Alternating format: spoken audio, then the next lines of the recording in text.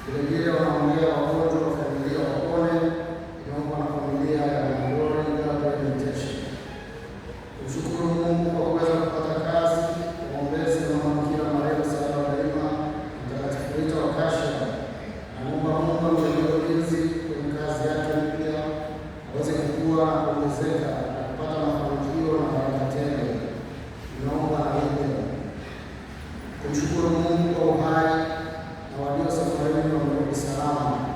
Mshukuru kwa baraka na uhai wa mtoto wake Dori Gabriel Mtesha anapofanya kumbukizi yake ya kuzaliwa. Mungu amwongezee uhai na miaka mingi ya kuishi. Mungu na mama yake mzazi Maria Mtesha. Familia moja inamshukuru Mungu kwa ajili ya watoto wao Frank, Rika na Elis kwa kuwalinda kuwa na afya njema na kuendelea kuwasimamia katika masomo yao. Mwombezi anamwamkia Maria aendelee kuwalinda Mungu na mama yao. Familia ya Didas Mtabingwa namshukuru Mungu kwa baba yao Hanifa Mbura kutimiza miaka 98 ya kuzaliwa. Namwombea baraka na neema siku zote za maisha yake. Kristo mmoja anamwombea binti yake anayetarajia kufanya mitihani yake ya kidato cha 6, afaulu mitihani yake na Roho Mtakatifu amuongoze afaulu vizuri mitihani yake na kupitia maombezi ya mtakatifu Petro. Kristo mmoja anaomba Mungu ampatie kupitia maombezi ya mtakatifu Rita wa Kasha amuongezee nuru katika familia yake, watoto wake wapate ajira. Pia anaomba afya njema, amani na kukua kiuchumi katika familia yake. Maombezi ya mtakatifu Joseph wa Kopetino anaombea mtoto wake Edwin Everest Mjimba. Mungu amsaidie ajiandae vyema kwa mitihani yake ya kumaliza kidato cha 6. Naomba na familia Mjimba. Maombezi ya mama Bikira Maria anaombea Kari Roma maandalizi mema ya mitihani yake kidato cha 6 ili aweze kufanya vizuri mitihani yake na kupata matokeo mazuri nyuma ya Janet leo. Maombezi ya mama Bikira Maria anaombea binti yao Diana awe na afya njema na utulivu wa akili kuelekea mitihani yake ya kidato cha 6. Mungu amjalie mitihani mema na awe kiongozi wake na familia yake. Familia ya Dr. Cosmas Mango nazidi kuombea wapendwa wao Clement Mango, Scholastica Gabriela Mango na Francis Sali Mango.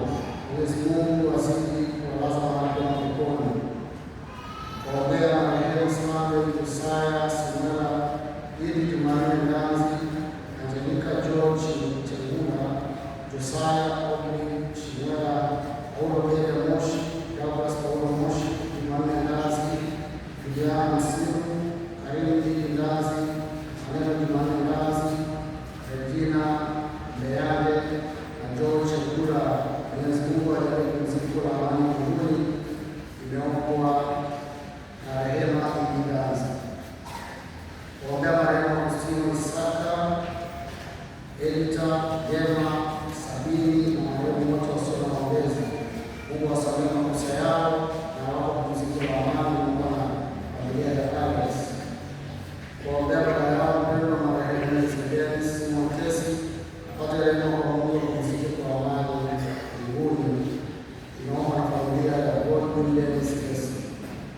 Kuombea marehemu Everest Isaka, Delta Kichuku, Mary John Telewa Rose na marehemu wote wa ukoo. Mungu awasamehe makosa yao na awape pumziko la amani mbinguni. Mungu na familia ya Alex.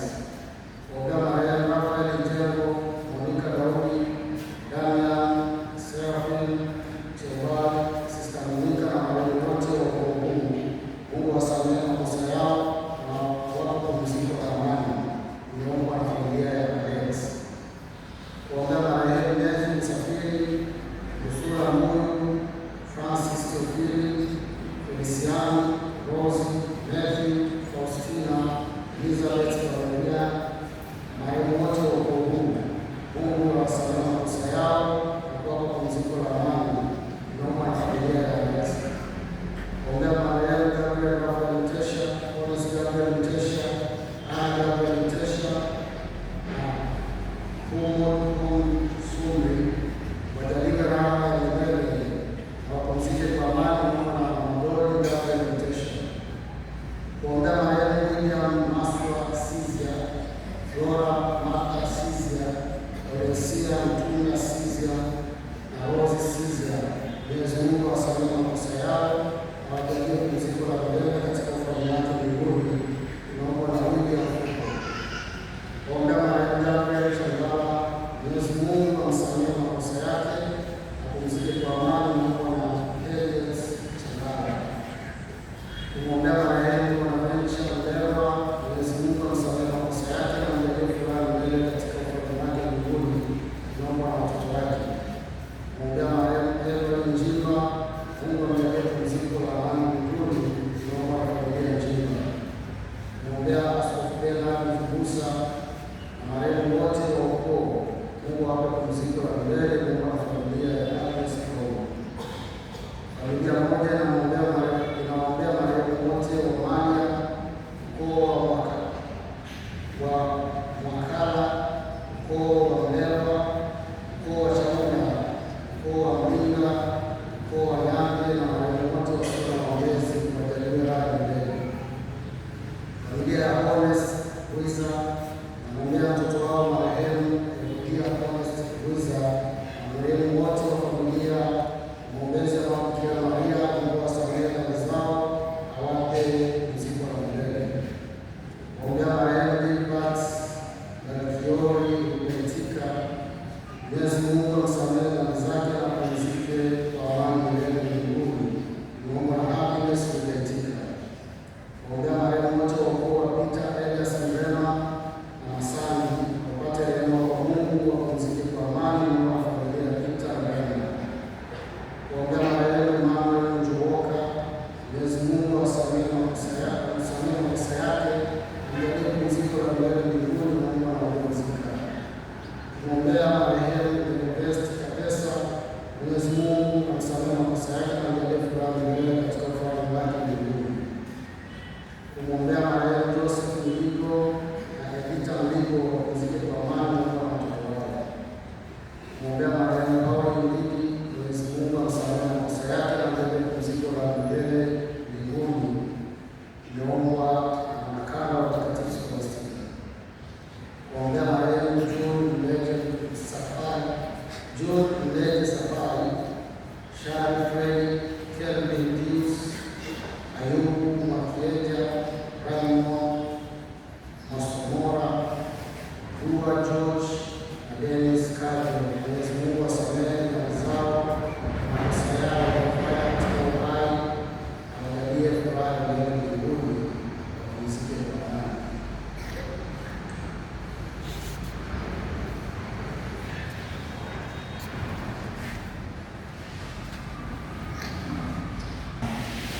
Ndugu zangu, ili dhambi zetu ili tupate kustahilishwa kuadhimisha mafumbo matakatifu.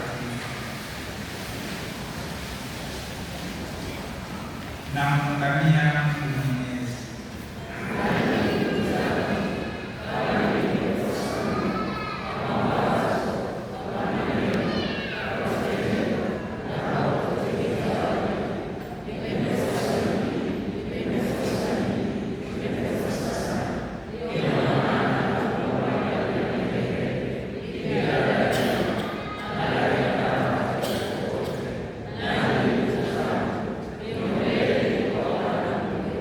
Mungu Mwenyezi atuhurumie, atusamehe dhambi zetu, atufikishe kwenye uzima wa milele.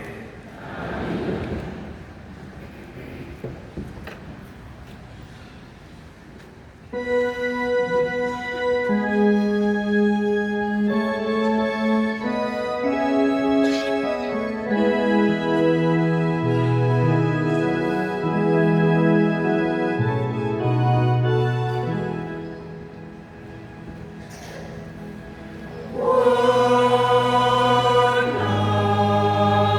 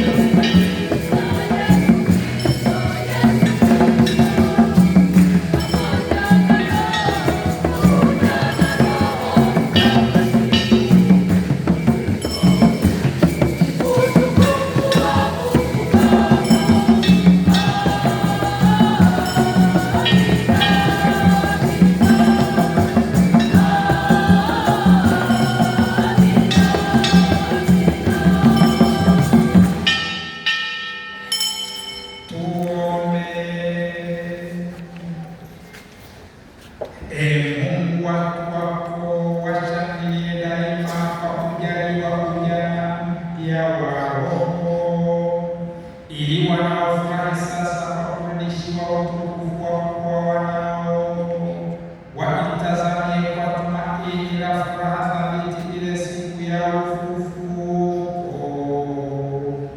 kwa njia ya Bwana wetu Yesu Kristo mwanao, anayeishi na kutawala nawe katika umoja wa Roho Mtakatifu, Mungu milele na milele.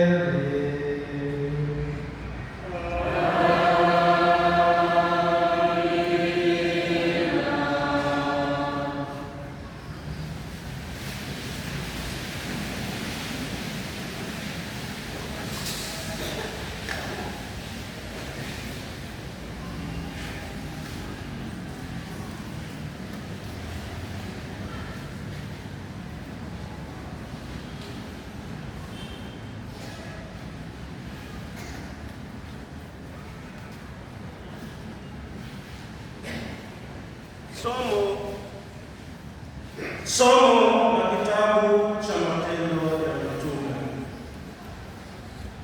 Petro alisimama pamoja na wale 11, akapaza sauti yake akawaambia, enyi watu wa Uyahudi na ninyi nyote mkaao Yerusalemu, lijueni jambo hili, mkasikilize maneno yangu. Yesu wa Nazareti, mtu aliyedhihirishwa kwenu kwa Mungu kwa miujiza na ajabu na ishara ambazo Mungu alizifanya kwa mkono wake kati yenu, kama ninyi wenyewe mnavyojua.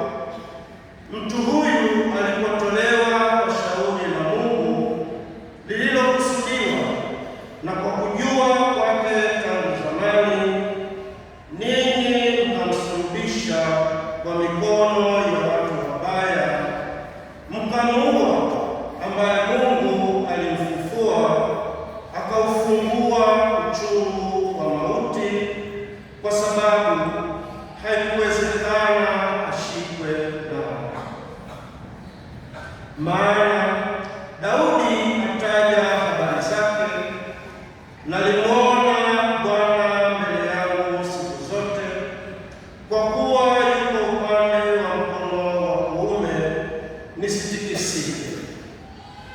Kwa hiyo moyo wangu ukapendezwa, ulimi wangu ukafurahi. Tena mwili wangu nao utakaa katika matumaini, kwa maana hutaiacha roho yangu katika kuzimu, wala hutamtoa mtakatifu wako aone uharibifu. Umenijulisha njia za uzima, utanijaza furaha kwa uso wako.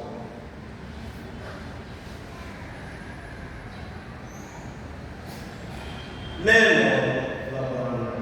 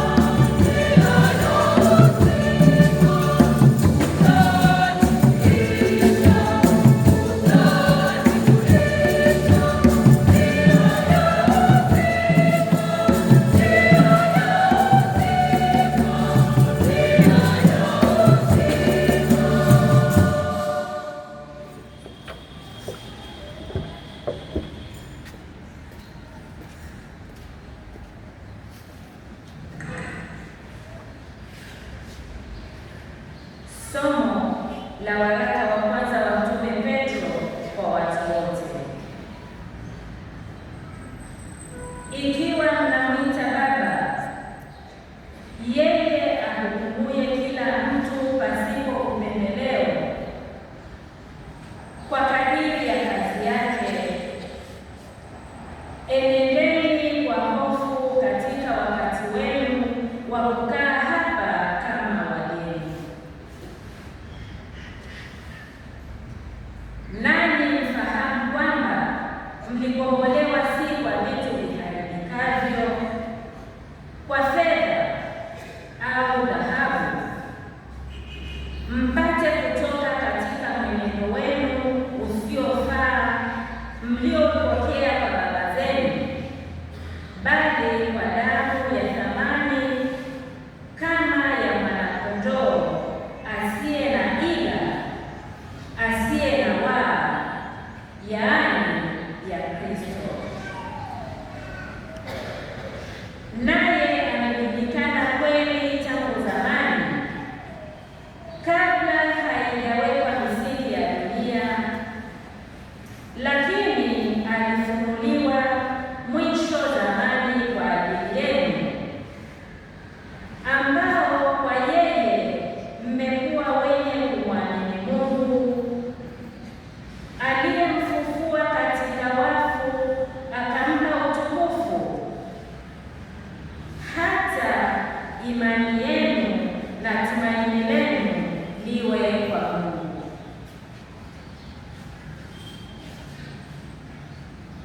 Neno la Bwana.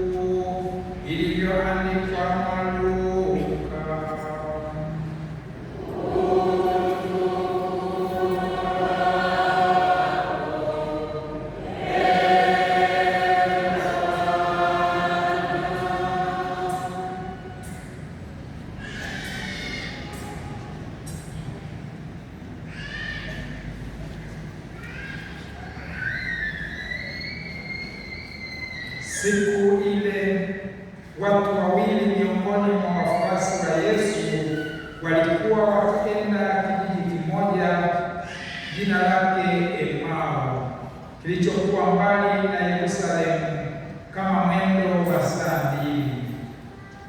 Nao walikuwa wakizungumza wao kwa wao habari za mambo hayo yote yaliyotukia. Ikawa katika kuzungumza na kuulizana kwao, Yesu mwenyewe alikaribia akaandamana nao. Macho yao yakafungwa wasimtambue. Akawaambia, ni maneno gani haya mnayosemezana hivi mnapotembea? Wakasimama wamekunja nyuso zao.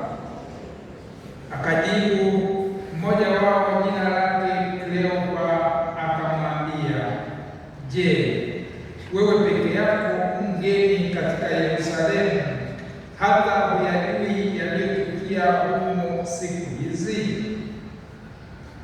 Akawauliza, mambo gani? Wakamwambia, mambo ya Yesu wa Nazareti, aliyekuwa mtu nabii, mwenye uwezo katika kutenda na kunena mbele za Mungu na watu wote, tena jinsi wakuu wa makuhani na wakubwa wetu walivyomtia katika hukumu ya kufa wakamsulubisha. Nasi tulikuwa tukitumaini ya kuwa yeye ndiye atakayewakomboa Israeli. Zaidi ya hayo yote, leo ni siku ya 3 tangu yalipotendeka mambo hayo. Tena wanawake kadha wa kadha wa kwetu walitushtusha walipokwenda kaburini asubuhi na mapema wasiuone mwili wake. Wakaja wakasema ya kwamba wametokewa na malaika waliosema kwamba yu hai. Na wengine waliokuwa pamoja nasi walikwenda kaburini, wakaona vivyo hivyo kama wale wanawake walivyosema, ila yeye hawakumwona. Akawaambia, enyi msiofahamu, wenye mioyo mizito ya kuamini yote walioyasema manabii, je, haikumpasa Kristo kupata mateso haya na kuingia katika utukufu wake? Akaanza kutoka Musa na manabii wote, akawaeleza katika maandiko yote mambo yaliyohusu yeye mwenyewe. Wakakikaribia kile kijiji walichokuwa wakienda, naye alifanya kama anataka kuendelea mbele. Wakamshawishi wakisema, kaa pamoja nasi, kwa kuwa kumekuchwa na mchana unakwisha. Akaingia ndani kukaa nao. Ikawa alipokuwa ameketi nao chakulani, alitwaa mkate, akaubariki, akaumega, akawapa. Yakafunguliwa macho yao, wakamtambua. Kisha akatoweka mbele yao. Wakaambiana, je, mioyo yetu haikuwaka ndani yetu hapo alipokuwa akisema nasi njiani na kutufunulia maandiko? Wakaondoka saa ile ile, wakarejea Yerusalemu. Wakawakuta wale 11 wamekutanika, wao na wale waliokuwa pamoja nao, wakisema, Bwana amefufuka kweli kweli, naye amemtokea Simoni. Nao waliwapa habari ya mambo yale ya njiani na jinsi alivyotambulikana nao katika kumega mkate.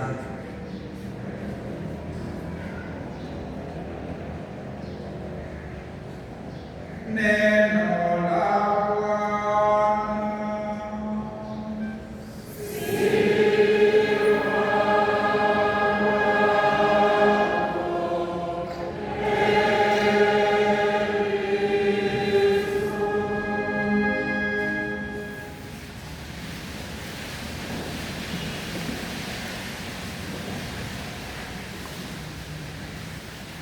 Ndugu zangu wapendwa, katika Dominika hii ya 3 ya Pasaka, Mama Kanisa anatuletea ujumbe kwamba huyu Kristo mfufuka tunamtambua kwa njia mbili. Kwanza kwa maandiko matakatifu, na pili kwa kumega mkate, na hiyo ndiyo Ekaristi. Ndugu zangu, kifo cha Yesu kilionekana kama kushindwa kwa yule waliokuwa wamemwekea tumaini lao lote, na kiliwafanya wafuasi waanze kusambaratika, waanze kutawanyika, na kiukweli wengine walishaanza kusita tangu pale Yesu aliposhikwa na kuhukumiwa. Injili ya leo kadiri ya Luka inatuletea habari za wafuasi wawili ambao walikuwa njiani, wameamua kuondoka Yerusalemu kuelekea kwenye kijiji kiitwacho Emau.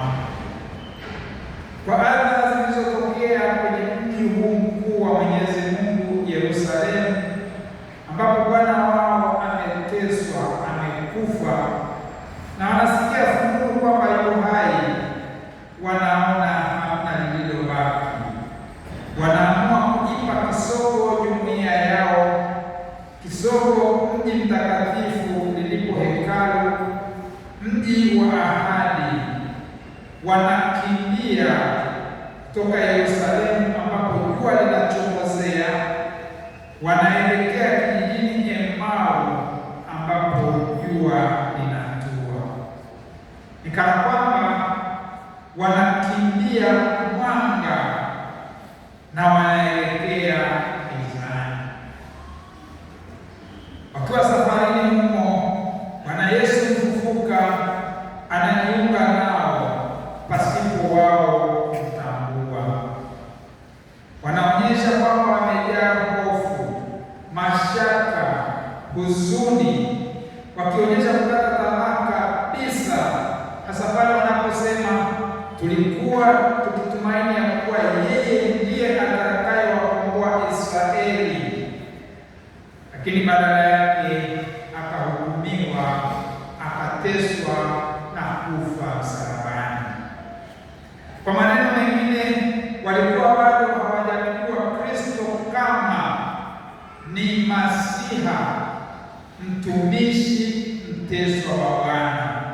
Wao walibakia na njozi za zamani, njozi walizokuwa wanazishabikia za Masiha wa utukufu, Masiha wa kisiasa, mtawala mwenye nguvu.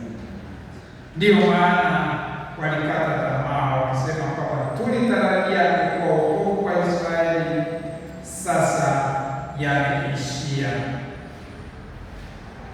Ndugu zangu, huenda nasi katika maisha tunapopitia matatizo, changamoto na adha mbalimbali, tunaweza kuamua kugeuzia mgongo kanisa, tukaipa ibada na misa takatifu kisogo, na hata kuachana na jumuiya zetu za kiimani.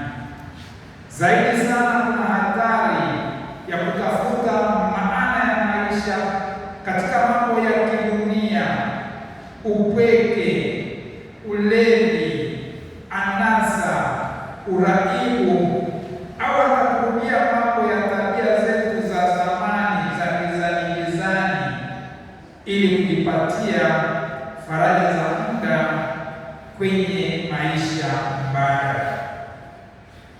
Kwa kufanya hivyo, nasi tunakuwa tunaondoka kwenye nuru na tunalikimbilia giza. Basi katika kukata tamaa hivyo, tunaambiwa Kristo mfufuka anaingia katika safari yao, anaandamana nao, na baada ya majibizano machache, wakimshangaa hadi yaliyotukia, yeye anaamua kuwafafanulia maandiko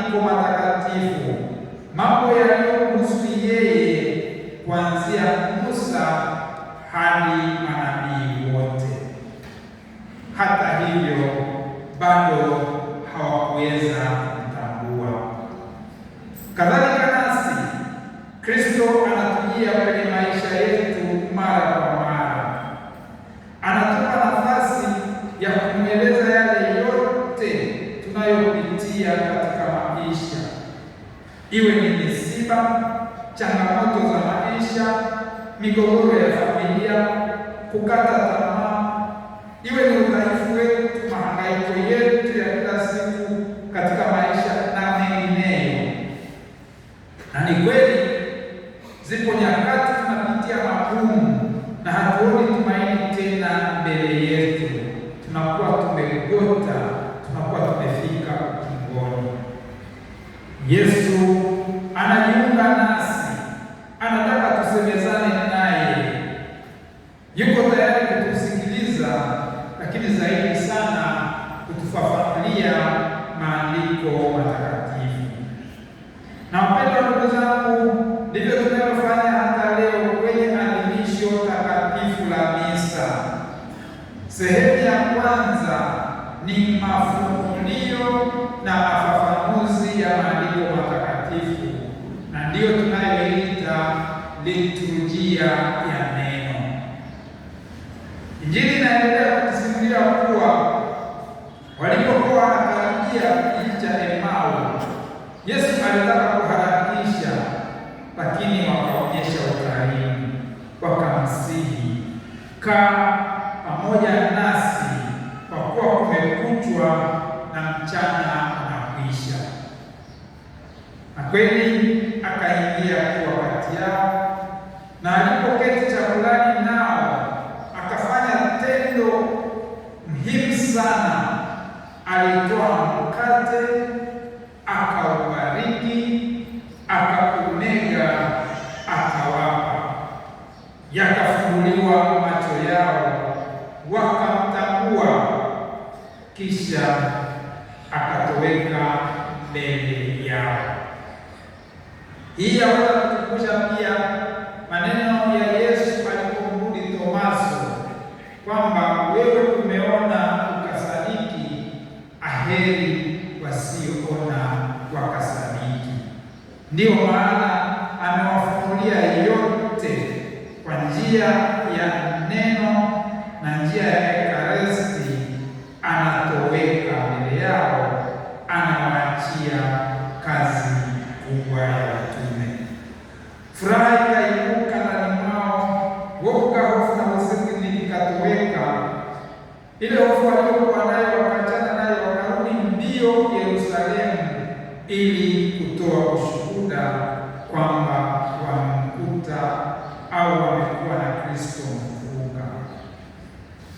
Kwenye adhimisho la misa takatifu, hii ndio sehemu ya pili, yaani liturujia ya Ekaristi. Katika misa takatifu, Kristo mfufuka hujifunua kwetu, kwanza kwa njia ya neno lake na kisha kwa Ekaristi takatifu. Na sehemu zote hizi mbili ni muhimu sana maishani mwetu, lakini kinachotakiwa zaidi, neno lake linapotufikia liwe kama kwa wale wafuasi, lichome mioyo yetu. Tunapounganika naye kumega mkate, yaani Ekaristi, hapo ndipo tunaweza kutambua yeye aliyefafanua kwa maandiko matakatifu, yeye aliyejitoa kwa sadaka yetu, kumegwa ili sisi tuokoke. Sehemu zote hizo mbili ni muhimu. Neno la Mungu huandaa akili na moyo, lakini Ekaristi ndiyo inatupa mguso wa moja kwa moja na Mungu. Bila neno, bila maandiko matakatifu, Ekaristi inaweza kubakia kuwa ni desturi tu na kupokea, lakini pia bila Ekaristi neno linabakia kuwa maarifa tu ya kichwani. Ndio maana katika sekondari watu wanaweza kujifunza Bible knowledge, wanaweza kujifunza divinity na wakafanya mtihani vizuri sana, hata wasio wa Kristo, hata Waislamu wengine wanaweza ambapo ni kwa ajili ya maarifa tu, kuelewa tu, lakini haizami kwenye imani.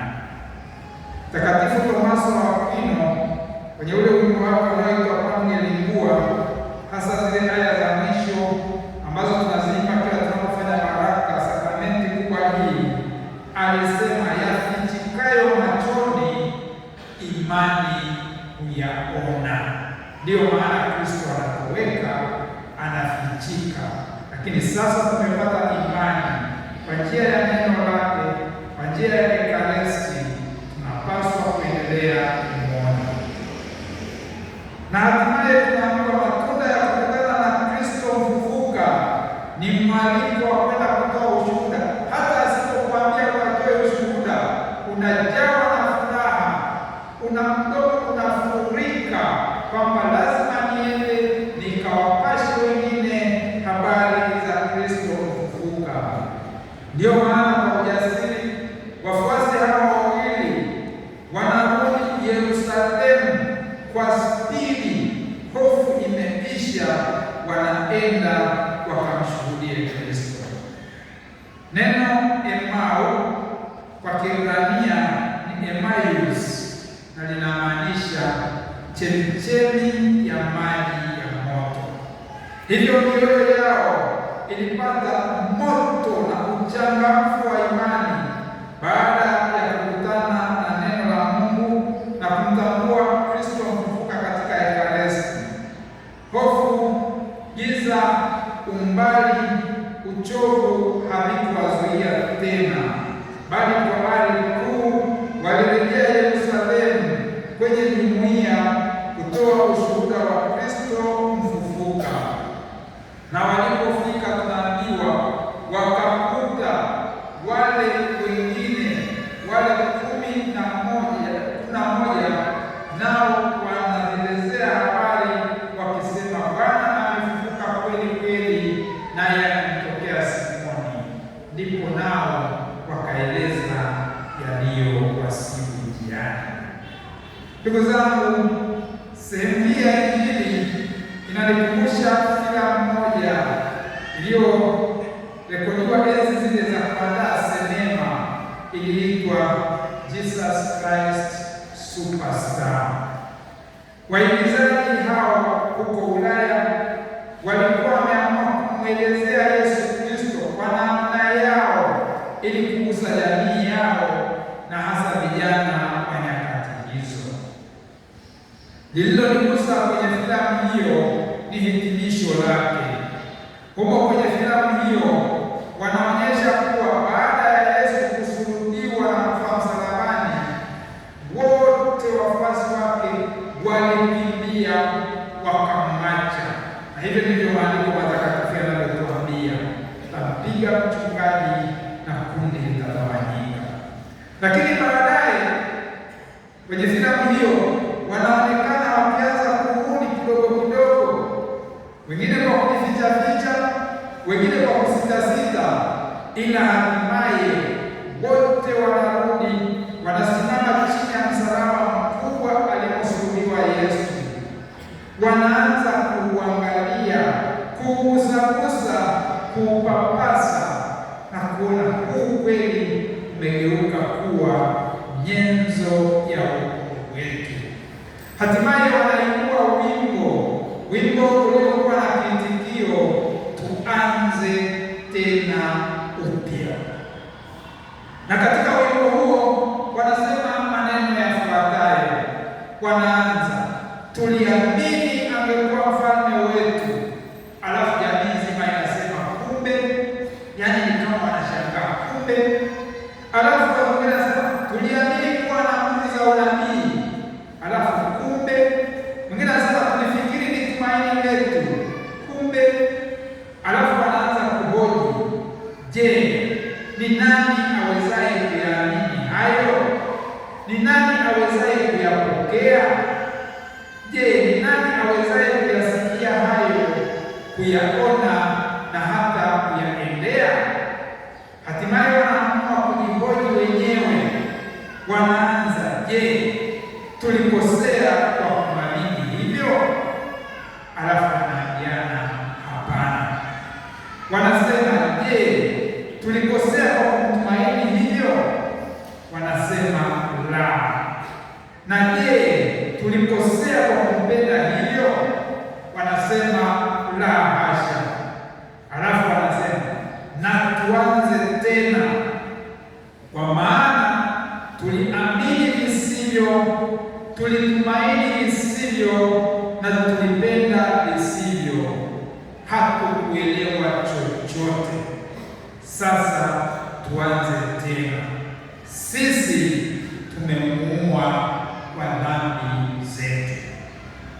zangu, huu ndio wimbo wa vijana hao waigizaji chini ya msalaba, na hakika kufufuka maana yake ni mwaliko wa kuanza upya.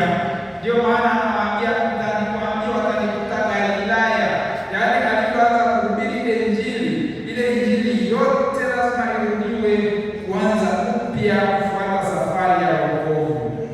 Lakini zaidi ni kuanza kutubu, kujirudi na kupata ondoleo la dhambi, ni kumshuhudia, ni kumitikia Kristo kufufuka, ni kuwa tayari kumshuhudia, kama tulivyosikia kwenye somo la kwanza Matendo ya Mitume, kuwa baada ya Pentekoste mitume walianza kwa nguvu kutangaza Kristo mfufuka pasi na hofu na mashaka tena. Na Petro yule aliyemkana Yesu sasa akasimama kidete na kishujaa kushuhudia kwa nguvu kuwa Mungu alimfufua, akaufungua uchungu wa mauti. Na kwenye somo la pili waraka wa kwanza kwa mtume Petro tena anaendelea kusisitizia kuwa sisi hatukukombolewa kwa vitu vinavyoharibika kama fedha na dhahabu, bali tumekombolewa kwa damu ya thamani ya mwana kondoo asiye na mawaa wala doa lolote, yaani Kristo mwenyewe. Tumekombolewa kwa damu ya thamani sana kiasi kwamba hakuna dhambi au hali ya kukata tamaa inayopaswa kumfanya mwamini ajione hafai mbele ya Mungu. Ufufuko wa Bwana ndio unaotukusanya tena pamoja kama waamini, ndio unaotuimarishia katika utume wetu. Tuanze yote upya pamoja na Kristo mfufuka, na tumruhusu apenye ndani kabisa ya maisha yetu, atuunde tuwe waamini wapya, waamini wa Kipasaka, waamini tuliojaa mwanga wa Kristo mfufuka katika haki na ukweli. Tumwombe Kristo aifungue daima mioyo yetu, atufunulie maandiko kwa nguvu ya Roho wake Mtakatifu, na aiwashe mioyo yetu anaposema nasi tupate ujasiri wa kutangaza na kushuhudia ufufuko wake. Daima kutaniko letu na kufika kwa adhimisho na kutaniko letu na Kristo mfufuka, hasa katika neno na Ekaristi, litupe nguvu ya kuanza upya na kushuhudia ukweli bila hofu, bila kuogopa. Kwa fumbo la Pasaka, mauti na uzima vimeshindana ajabu, na sasa mkuu wa uzima aliyekufa atawala mzima. Haleluya! Katika mwamwi huo wa haleluya, mwamwi huo wa Pasaka, basi nami nimebarikiwa leo kusali nanyi Dominika hii ya tatu. Ilikuwa ni adhma ya baba paroko tangu mwaka mmoja hivi uliopita, nilipopewa hadhi ya monsinyori kwamba siku moja nialikwe nije nisali nanyi.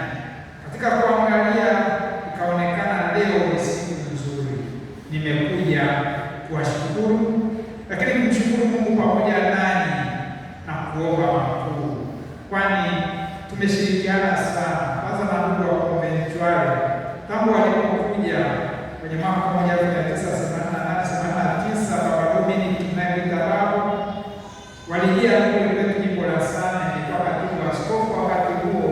Ni sisi tulianza kupanga mikakati ya mwanzo nao, tukashirikiana nao, na mwaka 2001 nilipokuja seminari kuu ya Mtakatifu Karolo hapa Segerea kufundisha, basi ndio wakati walikuwa wanapambana kuanzisha parokia hizi Segerea. Bado tulianza kusali kwenye banda la kuku, baadaye ndio kanisa likajengwa likakamilika, na namshukuru Mungu likuwekwa wakfu, likuwekwa kwenye ibada hiyo. Wakati huo Kinyerezi ikaanza, nayo ilikuwa pembezoni. Eneo hili barabara ndio ilikuwa inapitia hapa, siku na chikwa ilikuwa kasheshe kubwa sana, karibu paroko afungwe, maana watu walikuwa wamepata hasira kubadilishwa barabara. Lakini mapambano hayo tumeendelea nyakati zote, hasa mwanzoni walipokuwa ndugu wa Konventuale tumeshirikiana pamoja sana, ndiyo maana leo nimefurahi kusali nanyi. Tumshukuru Mungu pamoja na asante. Tumsifu Yesu Kristo. Tusimame tukimaliza.